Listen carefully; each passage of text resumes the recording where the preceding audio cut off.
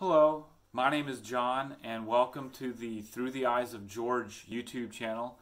Today what I'd like to talk to you about specifically is the 14th Amendment, and more importantly what George Washington thought about the Constitution. So before we jump into talking about the 14th Amendment and what it means for us today, I'm going to read a quote from George Washington during his farewell address about the Constitution. In my book of quotations by George Washington, I have several other biographies, but this is kind of concise here. In his farewell address, George Washington says, "If in the opinion of the people," talking about the people of the United States, "the distribution or modification of the constitutional powers be in any particular wrong, let it be corrected by an amendment in the way which the Constitution designates."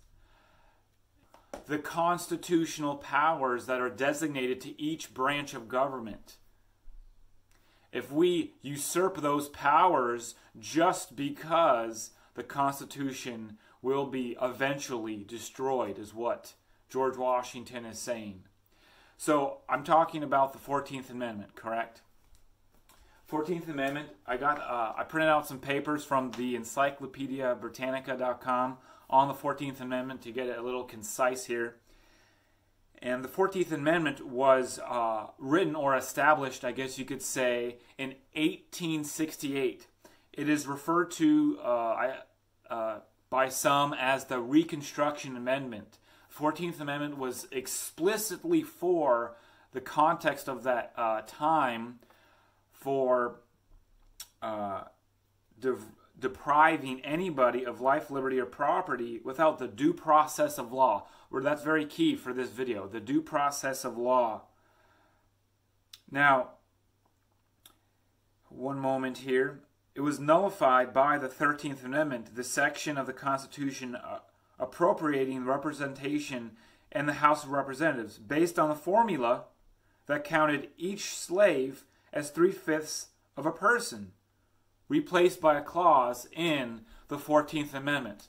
Now, as further in this video, we'll talk about the 3/5 compromise and the contradiction of this sentence here compared to what Encyclopedia Britannica says about slavery and the Founding Fathers. But moving on. The amendment specifying that representatives be appropriated among the several states according to their respective numbers, counting the whole number of persons in each state, excluding Indians not taxed. Now that goes on to explain more of the 14th Amendment. Now, the reason why I bring up the 14th Amendment, which we will read here, we'll read part of it. It says, "All persons born or naturalized in the United States and subject to the jurisdiction thereof are citizens of the United States and of the state wherein they reside. No state shall make or enforce any law which shall abridge the privileges or immunities of citizens of the United States. Nor shall any state deprive any person of life, liberty, property without the due process of law, nor deny to any person within its jurisdiction the equal protection of laws." And there's a little bit more to the 14th Amendment there. Now, the reason why I bring this up is because in this law here, or this amendment of the Constitution, is explicitly for the context of, just plainly stated, the Reconstruction after the Civil War, the context of slavery during the after the Civil War.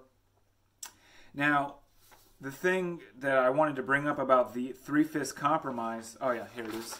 Now, these papers are from the Encyclopedia Britannica, and I looked up, just type in the Founding Fathers and slavery, or the 14th Amendment, and you can find all this information. And I'll put all this stuff in the links below. If you like this video so far, give it a thumbs up, click subscribe, and click the notification bell for more notifications and all that. And also, thank you for viewing this video. So, furthermore, let me see here. Where is that section here? Okay, yeah. I talked about the 3/5 compromise.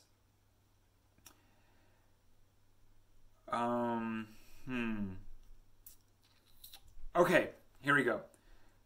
They granted slaveholding states the right to count 3/5 of their slave population when it came to appropriating the number of states' representatives to Congress, thereby enhancing Southern power in the House of Representatives.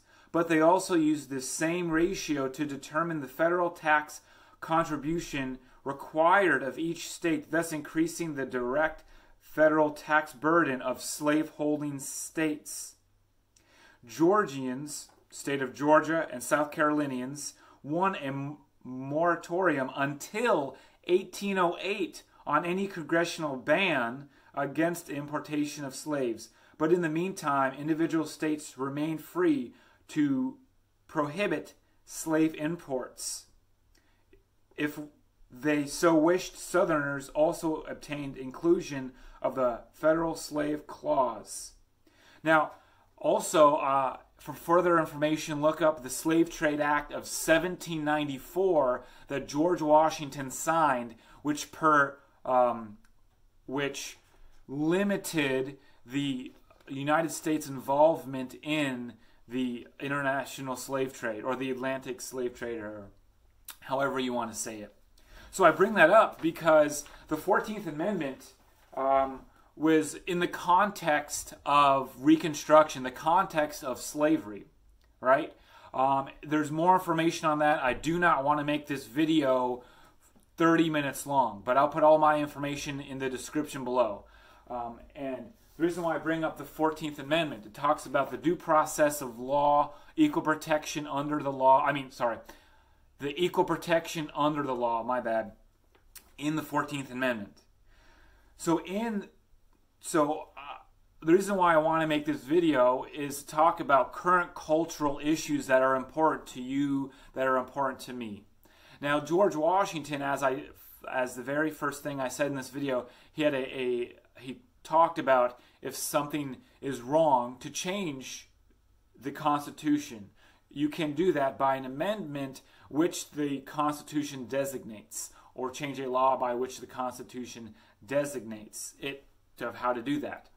So in 2015, the I can't pronounce this correctly, so bear with me, the Obergefell versus Hodges law case in 2015, the Supreme Court ruled 5-4 on June 26 that let me see here, what does it say? That state bans on same-sex marriage and recognizes same-sex marriages duly performed in other jurisdictions were unconstitutional under the due process and equal protection clauses of the 14th Amendment in the U.S. Constitution. So you see how I'm tying that together, the 14th Amendment from the late 1800s until now, 2015. So the 14th Amendment, the context was about that, correct? And in this ruling in the 2015, they cited the 14th Amendment, which I understand that's the job of the Supreme Court is to interpret the law, to interpret the Constitution. Now, this amendment, or this ruling by the Supreme Court, is talking about making marriage equality for all of who wants to get married. A man getting married to a man, a woman getting married to a woman. Okay, but what about the 9th and the 10th Amendment? Right now, currently in our culture, we have people who want, if you want more information on that, go on to Encyclopedia Britannica. A lot of good information on there. where you can get the all the information on this court case. Just look that up, or you can go on Google and look it up. But Encyclopedia Britannica is very well known. It's not something that it's just some random news thing. But I'll cite all my sources in my description below. So I talked about current issues that are important to both you and me, right? I talked about the 14th Amendment. But also, just to kind of put a little sidebar here, not to go on a tangent, and I know this is a tangent. In 1996, the Defense of Marriage Act, DOMA as it's affectionately called, or people call it, you can look that up, and it's a different view on marriage. Now, to many people, for thousands of years, marriage and to Christianity, to the faith of Islam, to other different types of faiths, it's between a man and a woman. Correct? But according to this law, according to the Supreme Court ruling, anybody can get married. That's, a man can get married to a man, a woman can get married to a woman. Now, I don't know what George Washington would say about all of that. I'm just presenting the information as best I can. I'm not a historian. I'm not a scholar. But think about this for a second. If we deem it necessary as a country, or okay, and using the 14th Amendment, which was meant for the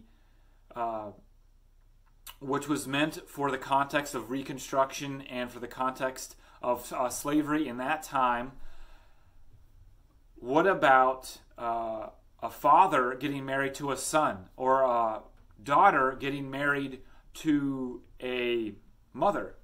It's possible. That's crazy. I don't agree with that at all, but I'm just saying. Or bestiality. There are things in the Constitution where you can twist just a couple words, where eventually this country will not be seen or known. You won't recognize it, because you manipulate certain parts of the Constitution for your own political agenda.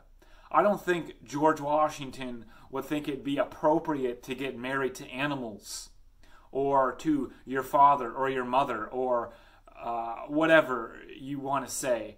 I don't know you, but I'm just saying. I'm just thinking outside the box, thinking of every single option. But people can do what they want. They have their own free will. But I say all that is, where does it end? What's the end goal in this of changing and amending the Constitution in terms of marriage, in terms of race? We've had all these things that have helped same-sex couples, that have helped the issue of race. What's the end goal? You cannot make and force people to agree on every single thing. There's 325 million people in the United States who come from different backgrounds, different demographics, right? So how do you get all those types of people to agree? You can agree to disagree. Every state is different.